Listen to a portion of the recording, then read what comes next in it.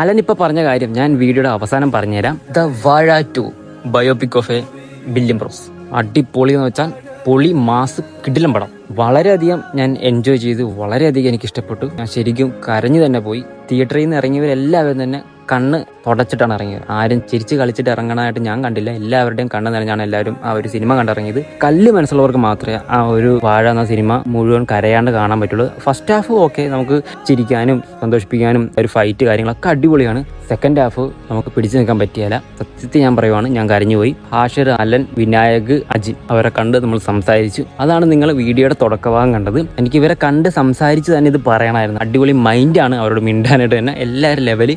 പിന്നെ ബാക്കിയുള്ള ക്യാരക്ടേഴ്സും എല്ലാം, അമിയൊക്കെ ആയിക്കോട്ടെ, വാഴയിൽ അഭിനയിച്ചവർ എല്ലാം തന്നെ അടിപൊളിയാണ്. അപ്പൊ നിങ്ങൾ ആദ്യം കണ്ട വിഷ്വലിന്റെ മുഴുവൻ ഭാഗം ഞാൻ ആഡ് ചെയ്യാം.